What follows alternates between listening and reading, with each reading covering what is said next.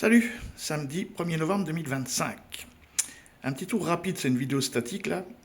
Je regarde une émission là sur Stratpol et ils présentent ça, donc Kinjal, Poséidon, Sarmat, Burevestnik et Avant-Garde. Donc on sait que le Kinjal il fonctionne. Bon, voilà. Poséidon, ils viennent de nous expliquer, les Russes, qu'ils ont trouvé la propulsion, donc 1 km de profondeur à 200 km/h, hein, c'est une torpille nucléaire. Bon, Sarmat, on sait que c'est un missile de silo, bon, ils en ont 50. Apparemment, ça fonctionne. Le Burevestnik, bon, ils nous ont expliqué qu'il fonctionnait. Avant-Garde, on n'en entend jamais parler. On ne sait pas trop s'il fonctionne, mais tout ça, c'est pas des armes utilisées en Ukraine. Et donc, les États-Unis sont de moins en moins chauds hein, par rapport aux Russes. Là. Ils savent que, bon, les Américains n'ont pas la moitié des armes russes. Hein. Il n'y a que nous, là, les Européens qui méprisons, qui ne sont pas dans la réalité, qui considèrent que la Russie est vraiment un pays rétrograde du tiers-monde. Maintenant, je me dis, mais ça, c'est pas les missiles qu'on entend souvent parler. Alors j'ai été faire vite fait un petit tour. Effectivement, Oreshnik, bon, pareil, hein, ils l'ont confirmé, il fonctionne, on n'en entend plus parler.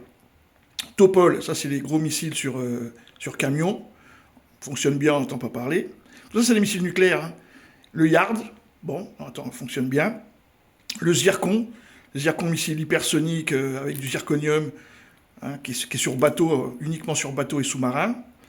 L'Iskander, ça c'est ce qui touche l'Ukraine. Le Calibre, c'est ce qui touche l'Ukraine. Et le Boulava, qui est un missile nucléaire de sous-marin. Ça, c'est donc 3, 6, 7, plus 3 et 2, 5, ça fait 12 missiles, tous nucléaires. La moitié sont hypersoniques.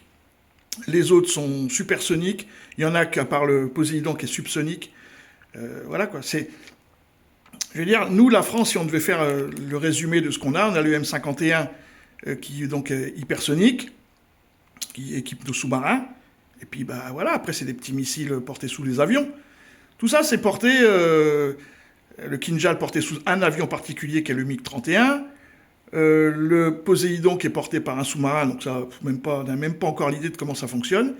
Et puis tous les autres, bah, du silo, Burevestnik pareil sur camion, Avant-Garde il est porté par un autre missile, et puis tous les autres pareil, hein, Oreshnik ça décolle d'un silo si on veut, ou d'un... Bon, il y a multiples possibilités, pareil le Topol, le Yard, que des trucs de psychopathes.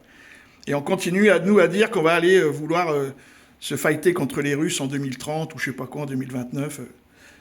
Comme je dirais l'autre, ben, bon courage, hein. Salut les amis.